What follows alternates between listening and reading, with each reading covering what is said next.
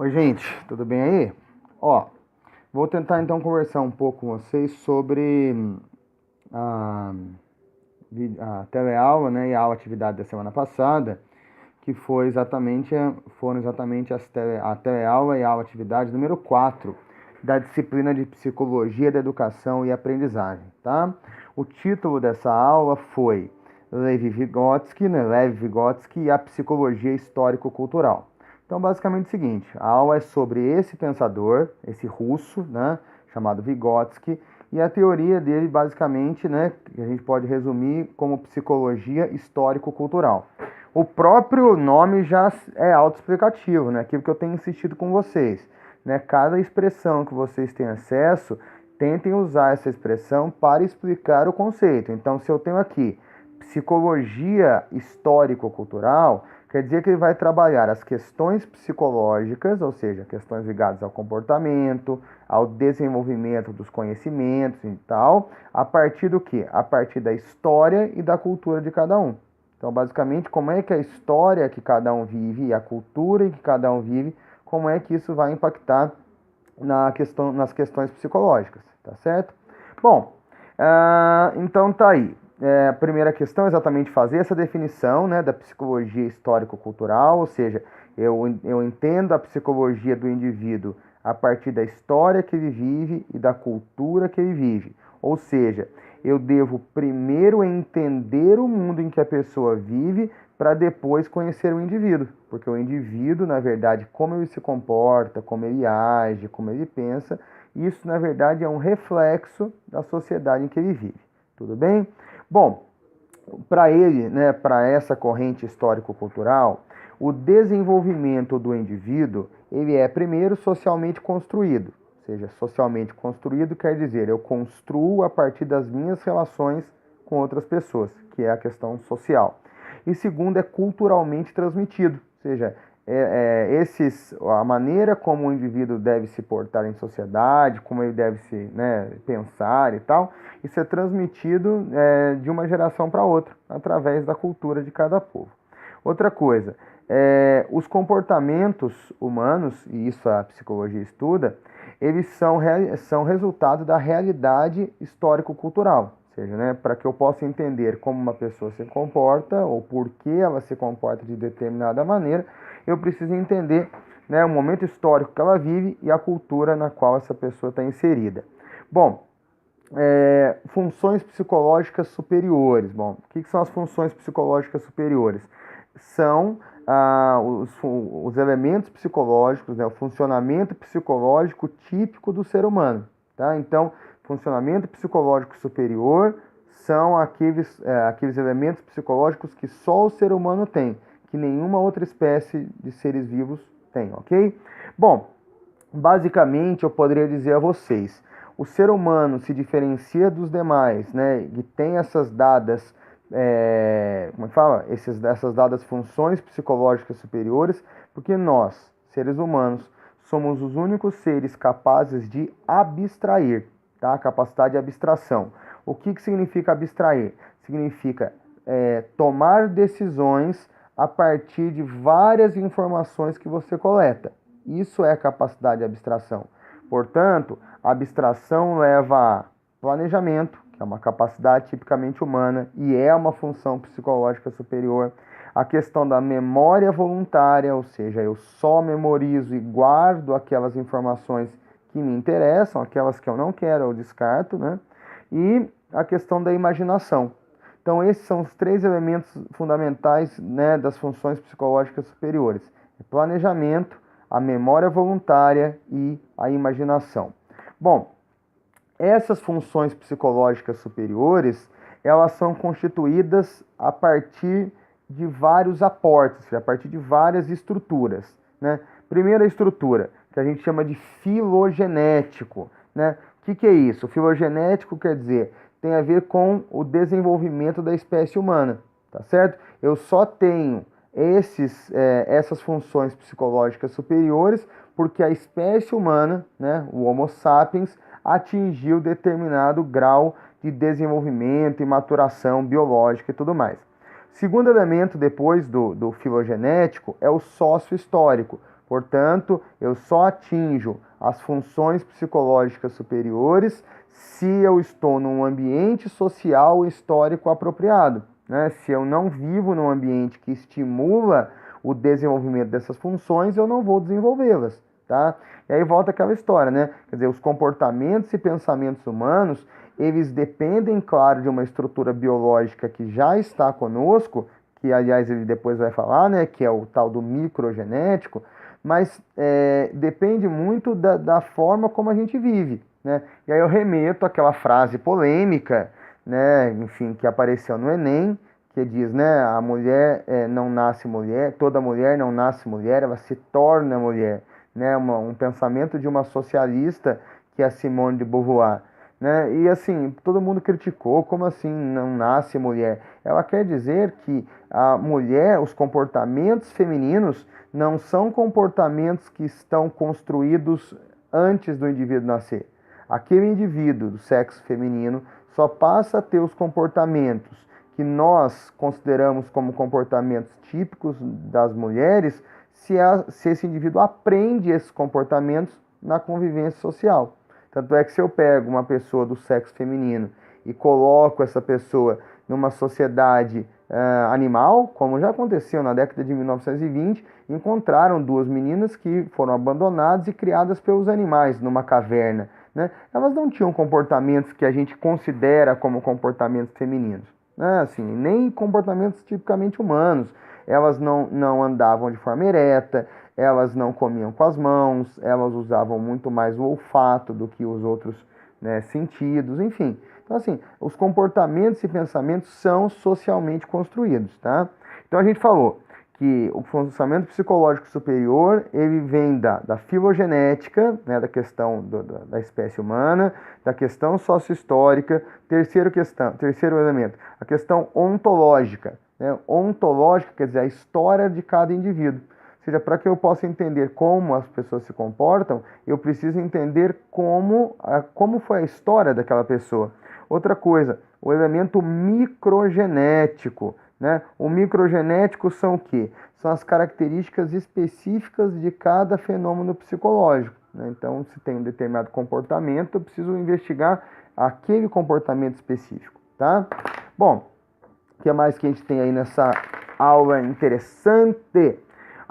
Uns conceitos básicos da teoria do Vygotsky. Primeiro conceito é o conceito de mediação. O que é mediação? Bom, eu vou pensar, tá? O pensamento é uma função psicológica superior. Para que eu desenvolva esse pensamento, eu preciso utilizar signos. Então, por exemplo, palavras.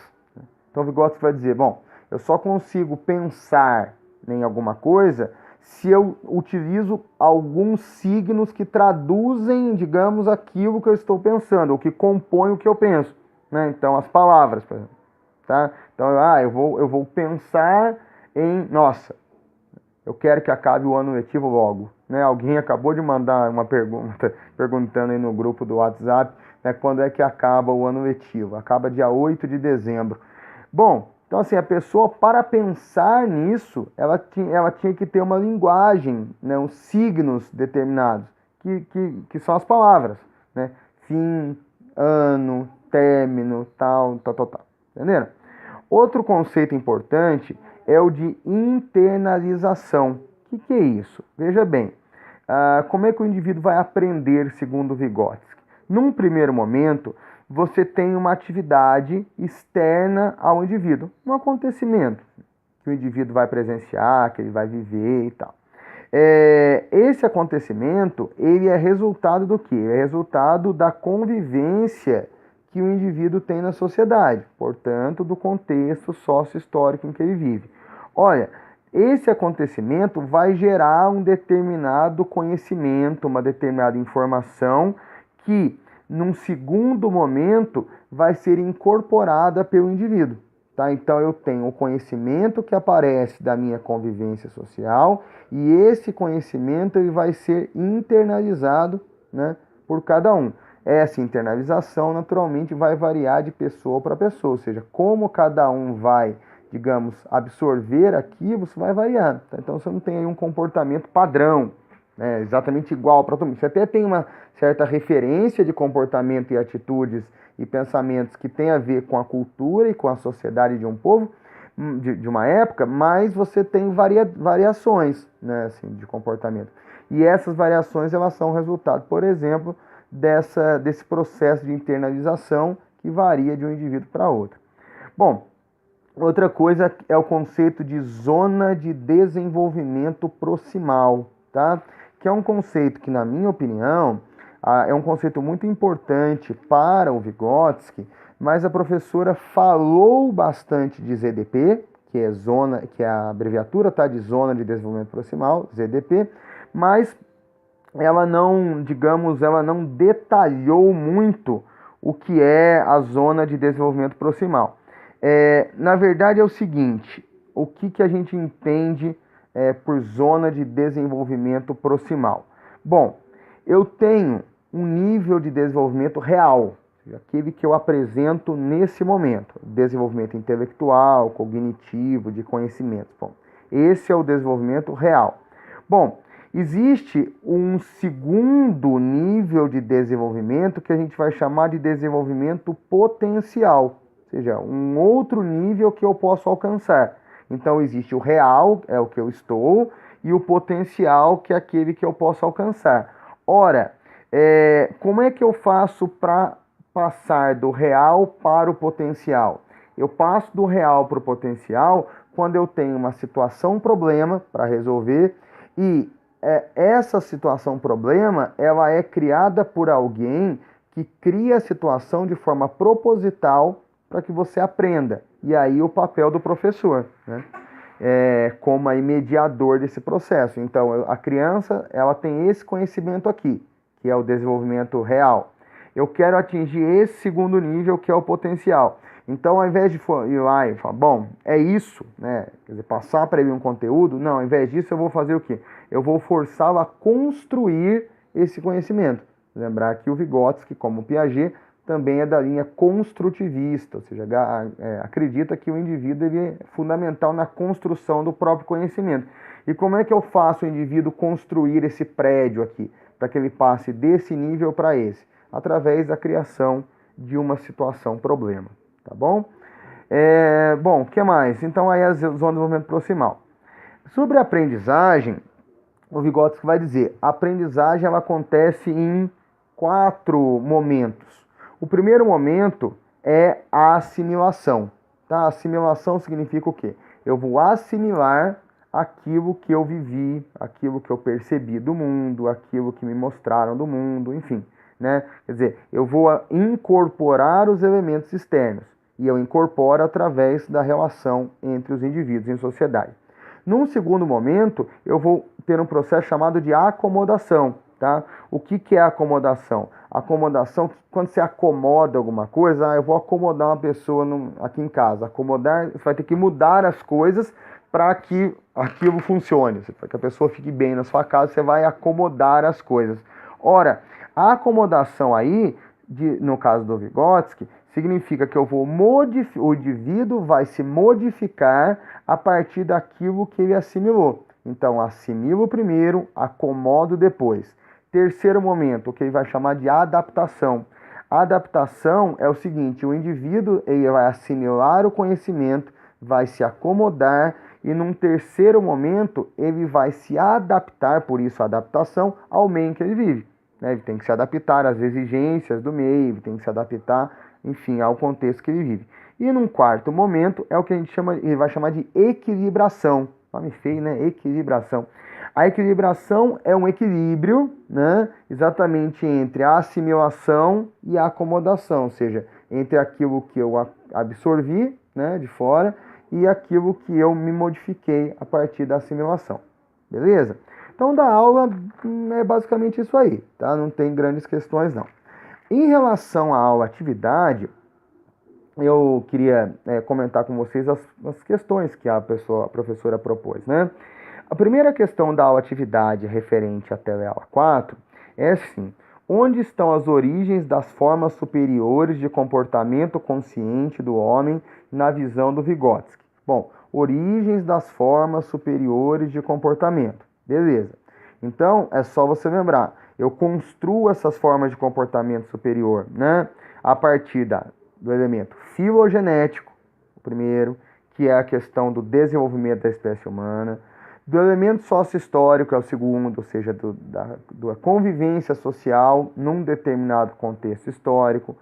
O terceiro elemento, o ontogenético, que tem a ver com a história de cada indivíduo, e o chamado microgenético, que é aquele relacionado às especificidades de cada fenômeno psicológico. Tudo bem? Questão número 2, que a professora propôs. Quais são os 3 aspectos básicos da visão de desenvolvimento infantil do Vygotsky? Bom, os 3 aspectos básicos são mediação, que a gente já falou o que é, né? A questão do você ter aí, né, um indivíduo que vai mediar o processo de ensino-aprendizagem. A internalização, quando o indivíduo, então, ele tem o contato com determinada informação e tal, ele vai internalizar aquilo. E a ZDP, né, que é a zona de desenvolvimento proximal, que é aquilo que a gente falou, né, que é essa distância entre o desenvolvimento real e o potencial. Bom, a terceira questão.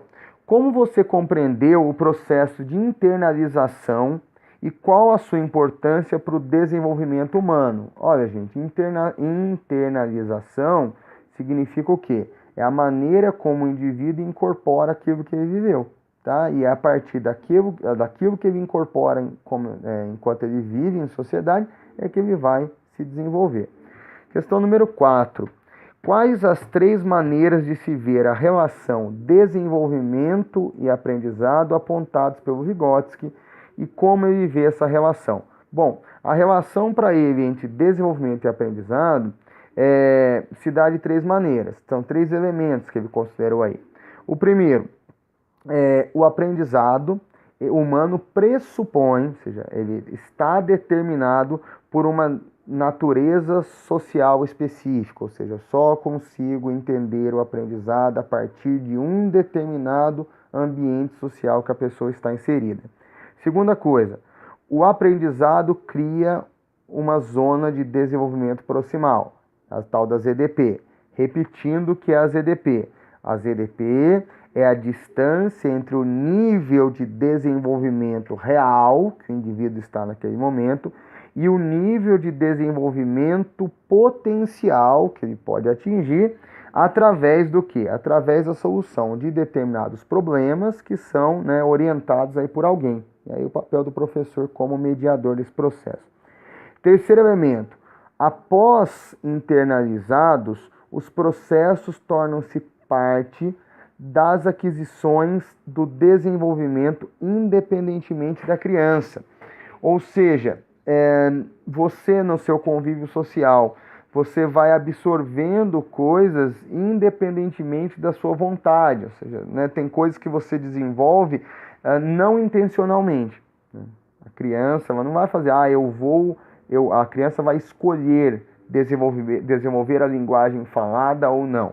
Ela desenvolve não, de forma não intencional, tá? A partir da convivência social. Agora, é claro, alguns elementos aí, como é que fala? Algumas aquisições psicológicas, digamos, você pode dizer, mas depois eu quis abandonar a linguagem falada. Tá, você quis abandonar, mas você desenvolveu independentemente da sua vontade, tá? Bom, número 5. O que é a zona de desenvolvimento proximal e quais as consequências desse conceito para o ensino? Bom, o conceito de ZDP eu já falei 2 vezes, né? Quando eu comentei sobre a teleaula e na resposta aqui da aula atividade. Mas, então, eu não vou repetir o que é a ZDP. Agora, a segunda parte da pergunta é muito importante. Quais as consequências do conceito da ZDP para o ensino? Olha, se a ZDP pressupõe um nível de desenvolvimento real e um potencial, e eu preciso ter uma situação, problema para que a pessoa desenvolva aqui, né? Aí vem a questão do papel do professor. O professor não é aquele que vai ensinar, ele vai mediar, vai criar uma situação, problema que force a pessoa a, né, passar desse nível para esse aqui. Tá? Então, lembrar bem que o Vygotsky, né, como também valia para o Piaget, é um indivíduo do construtivismo, portanto acredita que o indivíduo é muito responsável pela construção do seu conhecimento E o professor não é a enciclopédia ambulante que despeja conhecimento na pessoa, mas sim aquele que vai, né, mediar o processo de aprendizado, tá? Vai orientar e tudo mais. Moçada, em relação a essa aula é isso, tá? Tem muitos termos complexos, né? Você tem lá, né, filogenético, você tem né, a zona de desenvolvimento proximal, você tem aí, né, ontogenético, você tem microgenético, tem uma série de expressões que são expressões técnicas de uma ciência chamada psicologia, tá? Como também toda ciência tem lá seus termos. Mas apesar disso, né, o entendimento geral não é muito complicado. Tá bom? Então sempre associar esse pessoal aí, tanto o Vygotsky da aula 4 quanto o Piaget da aula 3, como pessoas ou linhas de pensamento presentes na escola moderna, na escola novista. Ok, moçada? Um abraço, boa semana, bons estudos, fui!